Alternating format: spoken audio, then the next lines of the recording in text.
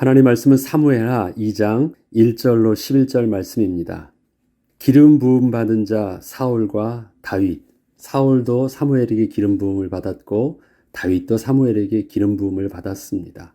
오늘은 특별히 다윗이 왕으로 등극할 때 또 기름 부음 받는 내용이 나옵니다. 기름 부음 받은 자의 그 모습이 어떠하였는지 오늘 본문을 통해서 인도받기를 원합니다. 다윗이 온 이스라엘의 왕이 되기까지는 3번의 기름 부음이 있었습니다. 첫 번째는 하나님이 친히 보내신 사무엘을 통하여 아버지 집에서 받은 것이었고, 두 번은 유다 지파를 통하여 헤브론에서, 그리고 온 이스라엘 지파 장로들을 통하여 또 세 번째도 받은 것이었습니다. 첫 번째 받았던 기름 부음은 하나님께서 다윗을 이스라엘의 왕으로 택하여 주시는 기름 부음이었습니다. 이것은 하나님께 소명을 받는 순간이 되었습니다. 그리고 다른 두 번의 기름 부음의 내용은 본격적으로 이스라엘의 왕으로서 택함을 받고 사명을 받게 되는 기회가 되었습니다.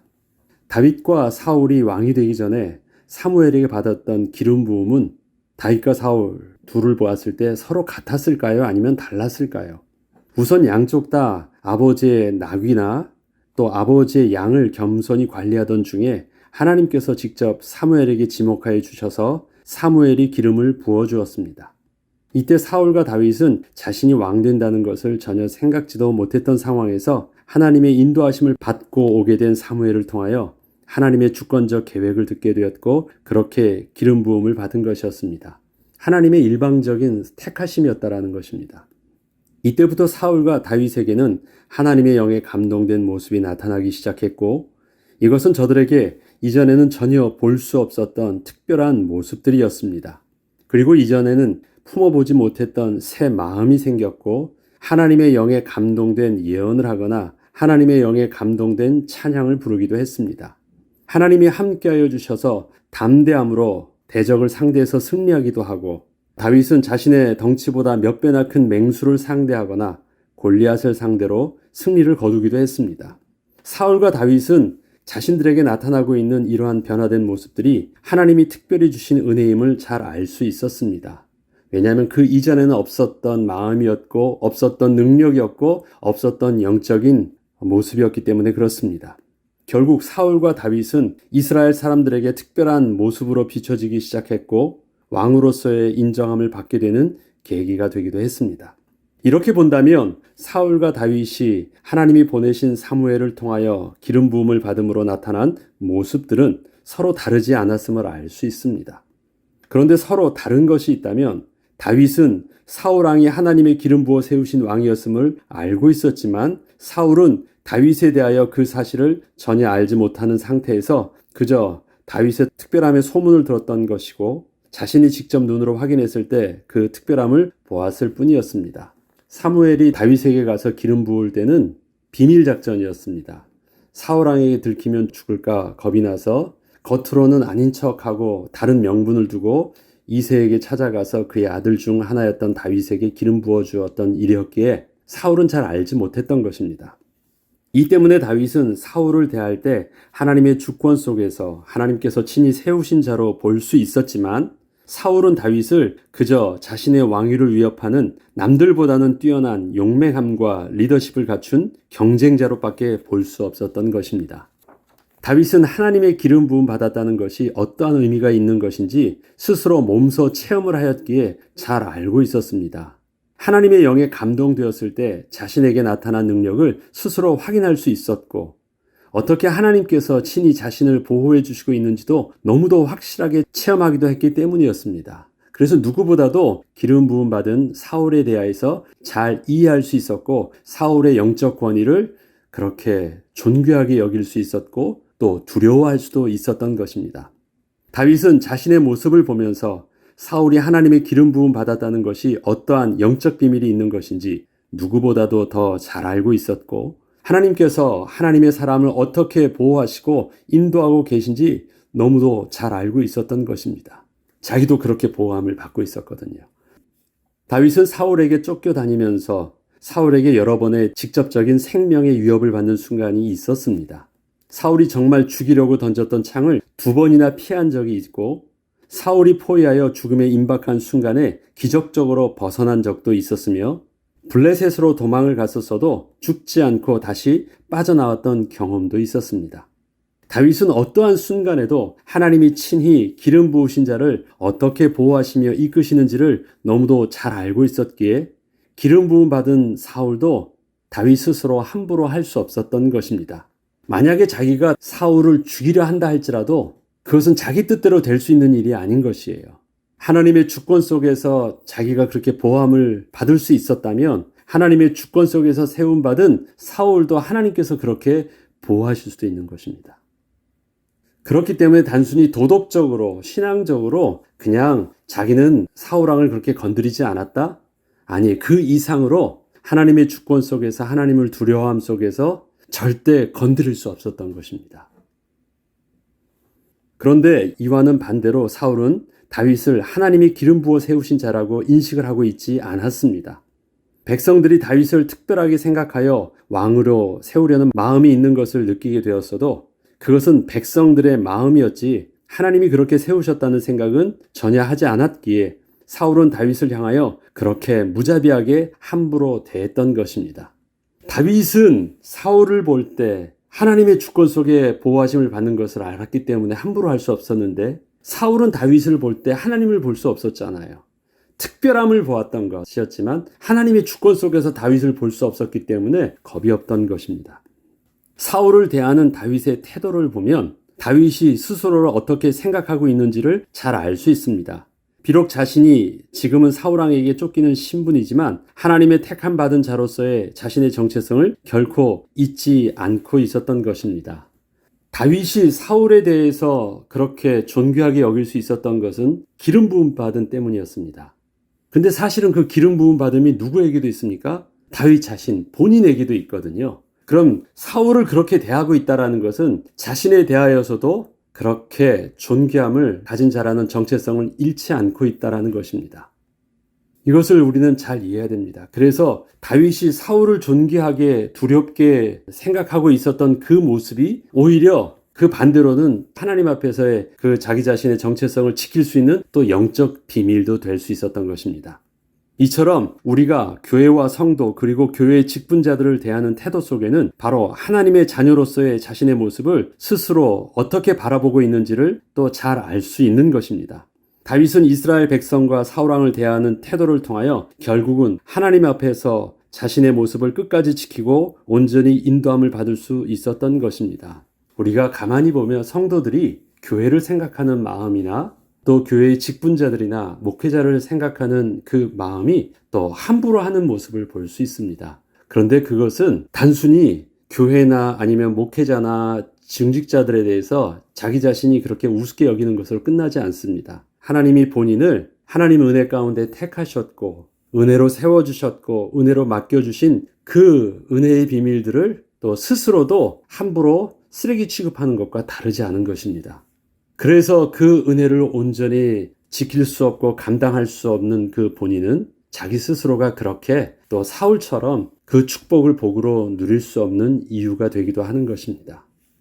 우리가 교회와 목회자를 대하는 태도는 단순히 그 교회와 그 목회자를 위함이 아닙니다. 그것이 자기 자신을 세우신 하나님 앞에서 본인 또한 하나님 앞에 은혜를 받는 영적 비밀이라는 것을 우리는 명심해야 하는 것입니다.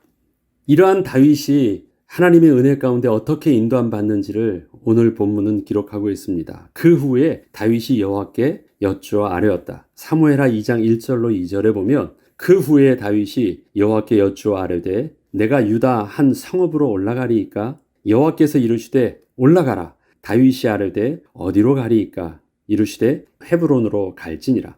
그 후에라는 것은 사울이 죽은 후에 다윗이 사울에 대한 애도의 기간이 지난 후를 말합니다.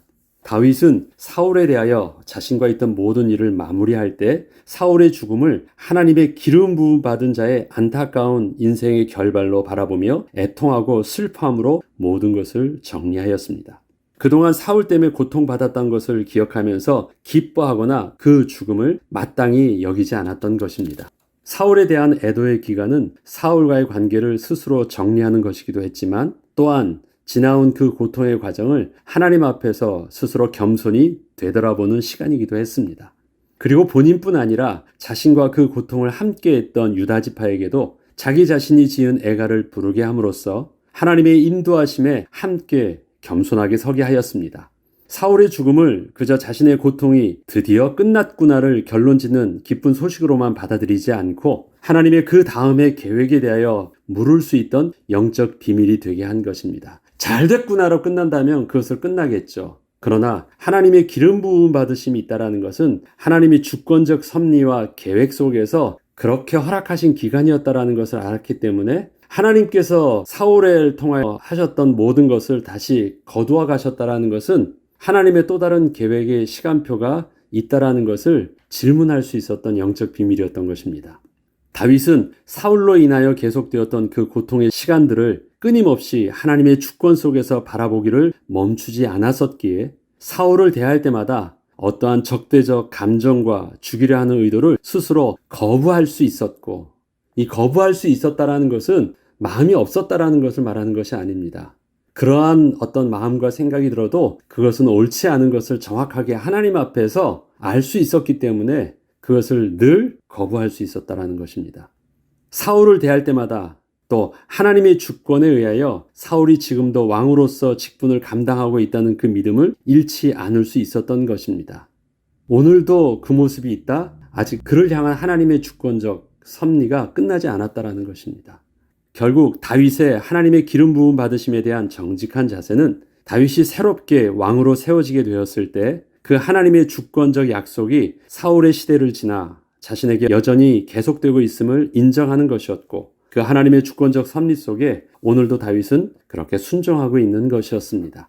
이처럼 우리가 새로운 시작에 앞서 가장 먼저 확인해야 할 것은 지나온 일에 대한 마무리입니다. 아직 끝나지 않은 일이 있다면 새로운 시작은 있을 수 없기 때문입니다. 지금 내가 하나님의 인도하심을 받고 있는 것인지 아니면 내 자신이 스스로 인생을 개척하며 살아가거나 도피하는 인생을 사는 것인지를 구분할 때 그 중심에는 나에게 맡겨진 직분과 일에 대한 마무리를 보면 알 수 있습니다. 그리고 인간관계에 대한 마무리를 보면 스스로 진단해 볼 수 있습니다. 하나님의 주권 속에서 관계와 만남을 바라볼 수 없으면 우리는 어떻습니까? 내 입장에서만 보면 이건 잘 됐다, 싫어, 그만 보면 그만이고 떠나면 그만이고 내가 하던 일들을 하기 싫어서 멈추면 그만입니다. 그러나 그것을 하나님의 주권 속에서 본다면 스스로 그렇게 함부로 멈추거나 관계를 끊거나 그럴 수 없는 것입니다. 하나님이 허락하신 시간이 맞는가? 우리는 그것을 하나님의 주권 속에서 기다릴 줄 안다면 우리는 막연하지 않게 하나님의 때라는 것을 볼 수 있습니다. 그때 올바른 마무리가 될 수 있습니다. 그때 그 다음의 시간표를 하나님의 인도하심 속에서 바로 시작할 수 있습니다. 내가 싫어서 또 다른 일을 찾거나 내가 싫어서 또 다른 만남을 하게 되면 그것은 또 다른 실패를 반복하는 연속이 될 뿐입니다. 다윗은 사울과의 관계를 마무리함에 있어서 하나님의 주권 속에서 끊임없이 스스로를 거부하며 인도함을 받을 수 있었기에 사울의 죽음을 통해서 아름다운 마무리와 또 이스라엘 백성들에게 거룩한 영적인 영향력을 남길 수 있었고, 하나님 이제는 내가 어떻게 해야 합니까를 그 다음 스텝을 밟을 수 있는 올바른 질문을 할 수 있었으며, 그때 하나님께서 주신 응답이 헤브론으로 가라는 것이었고, 그 다음에 그곳에서 또 하나님의 시간표를 온전히 맞을 수 있었던 것입니다. 하나님의 주권 속에서 사울에 대하여 안타까움과 애통함으로 마무리할 수 있었던 다윗은 자신에 대한 하나님의 계획을 스스로 판단하며 결정하기 전에 그래서 하나님께 겸손히 물을 수 있었습니다. 다윗이 지금 하나님께 묻는 것은 지난날 사울을 피해서 어디로 가야 할지를 묻는 질문과는 근본적으로 다른 것으로, 하나님께서 지난날 자신에게 이스라엘 왕으로서 기름 부음을 주셨는데 바로 이때가 왕으로서 사람 앞에 나서야 할 때가 맞는지를 물은 것이었습니다. 또한 그 왕으로서의 시작은 어디서부터 해야 하는가를 확인하는 것이었습니다. 헤브론은 이스라엘 백성에게는 아주 중요한 의미가 있는 지역이었습니다. 그곳은 믿음의 조상인 아브라함과 사라를 장사한 무덤이 있는 곳이었고 하나님의 언약을 심었던 그 중심의 장소였기 때문입니다. 또한 야곱의 12아들이 이스라엘의 각 지파가 되어 있는 부족 연합체인 이스라엘이 믿음의 조상 아브라함의 후손이라는 민족의 정체성으로 새롭게 하나로 뭉쳐질 수 있도록 하는 의미 있는 장소이기도 했습니다. 다윗이 묻지 않았다면 그는 어디로 갔을까요? 자기 고향 땅 베들레헴으로 갔겠죠. 그런데 하나님께서는 그를 고향 땅 베들레헴으로 가지 않게 하셨고 헤브론으로 가라고 하셨습니다. 그때 자기를 따르던 모든 자를 데리고 헤브론으로 가서 헤브론에서 각 지역에 흩어져 살게 했던 것입니다. 유다 족속이 거기서 다윗을 유다 족속의 왕으로 삼았더라. 사무엘하 2장 4절로 7절에 보면 유다 사람들이 와서 거기서 다윗에게 기름을 부어 유다 족속의 왕으로 삼았더라. 어떤 사람이 다윗에게 말하여 이르되 사울을 장사한 사람은 길르앗 야베스 사람들이니이다 하매 다윗이 길르앗 야베스 사람들에게 전령들을 보내 그들에게 이르되 너희가 너희 주 사울에게 이처럼 은혜를 베풀어 그를 장사하였으니 여호와께 복을 받을지어다. 이제 너희는 손을 강하게 하고 담대히 할지어다. 너희 주 사울이 죽었고 또 유다 족속이 내게 기름을 부어 그들의 왕으로 삼았음이니라 하니라. 이렇게 다윗이 헤브론에서 왕으로서 그 행부를 시작했을 때 제일 처음으로 하게 된 일이 바로 길르앗 야베스 사람들의 행한 일을 듣고 그들에게 서신을 보낸 것이었습니다. 길르앗 야베스는 요단 동편에 있는 므낫세 반지파에 속한 족속이었습니다. 그 족속은 암몬 족속의 침입 때문에 큰 위기가 왔을 때 사울왕에 의해서 구원함을 받았었기에 그것을 잊지 않고 사울과 그의 아들들의 비참한 죽음을 슬퍼하고 사울의 시체를 블레셋 땅에서 구출해 와서 장사 지내고 7일 동안 금식하며 애도하였던 것입니다. 다윗은 사울을 위한 저들의 장래의 모든 행위에 대하여 하나님의 복을 받아 마땅한 선한 일이었음을 말하며 축복해 주었습니다. 그리고 사울의 뒤를 이어 계속해서 길르앗 야베스 족속을 보호해 줄 것을 약속해 주었습니다. 이러한 다윗의 중심에서 우러나온 사울왕에 대한 입장과 길르앗 야베스 족속을 향한 축복은 이스라엘 전체에게 새로운 왕으로서 다윗을 알리는 좋은 시작이 되었습니다. 이때 한편에서는 사울의 아들 이스보셋이 이스라엘의 새로운 왕위로 등극하게 됩니다. 사무엘하 2장 8절로 11절을 보면 사울의 군사령관 넬의 아들 아브넬이 이미 사울의 아들 이스보셋을 데리고 마하나임으로 건너가 길르앗과 아술과 이스라엘과 에브라임과 베냐민과 온 이스라엘의 왕으로 삼았더라. 사울의 아들 이스보셋이 이스라엘의 왕이 될 때의 나이가 40세이며 2해 동안 왕이 있으니라. 유다 족속은 다윗을 따르니 다윗이 헤브론에서 유다 족속이 왕이 된 날수는 7년 6개월이었더라.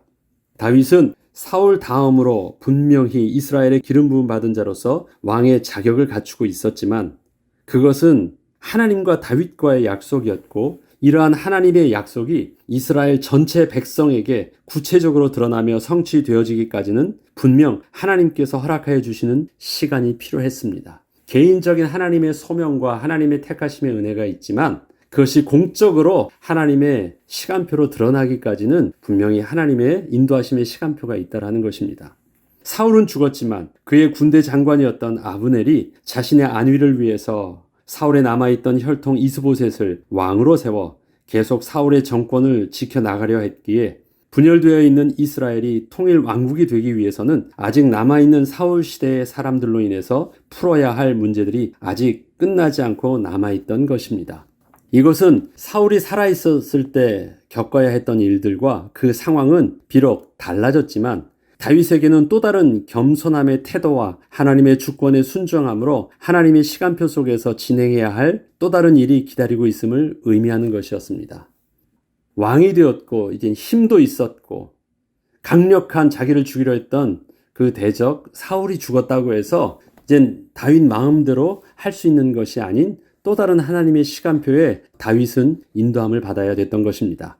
이렇게 다윗은 통일왕국을 이루기까지 7년 6개월을 헤브론에서 유다 족속의 왕으로 있으면서 그 기간 동안 남겨진 사울 시대 사람들과 갈등의 싸움을 그래서 계속하게 되었던 것입니다.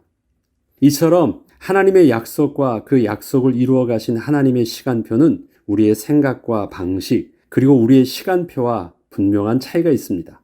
우리가 생각하는 것보다 더 길게 느껴지기도 하며 우리가 기대했던 모습과는 정반대의 모습으로 그 뜻을 이루어 가시기도 하십니다.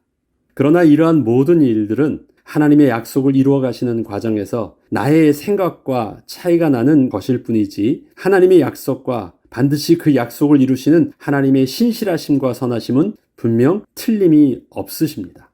우리는 지금 하나님의 약속을 하나님이 주신 믿음으로 붙잡고 결론을 향한 발걸음을 걷고 있는 과정 중에 있습니다. 과정이 우리의 기대치와 다른 것은 잘못된 것이 아닙니다. 단지 우리의 미련한 수준이 하나님의 크신 수준을 맞출 수 없는 그 연약함과 미련함일 뿐입니다. 우리에게도 다윗처럼 하나님의 부르심의 소명이 있습니다. 하나님의 자녀로서의 택하심도 있습니다. 귀한 직분을 맡겨주신 은혜도 있습니다.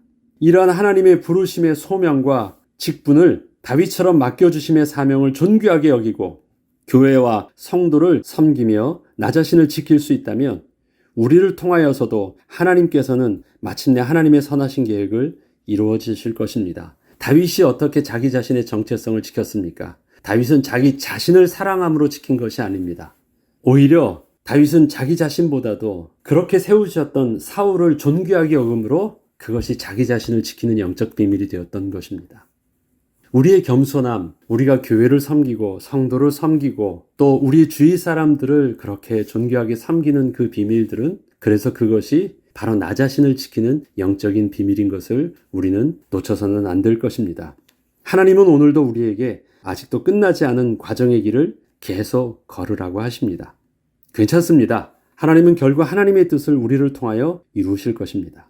오늘의 일용할 양식과 새 힘을 주시는 하나님의 은혜 안에서 그래서 오늘도 우리가 함께 나아가기를 기도해야 하겠습니다. 기도하겠습니다. 하나님 아버지 감사합니다. 하나님의 선하심은 여전히 그 하나님의 주권적 계획 속에서 다윗과 사울을 그렇게 인도하셨던 것처럼 우리들도 그렇게 오늘도 인도하여 주시고 있음을 믿습니다. 하나님 비록 오늘의 우리의 모습이 연약해 보이고 아직도 끝나지 않은 고통과 수고의 시간처럼 보여도 하나님 여전히 우리의 부르심의 소명과 택하심의 그 은혜를 잊지 않고 하나님 앞에 설 수 있도록 은혜로 베풀어 주시길 간절히 소원합니다.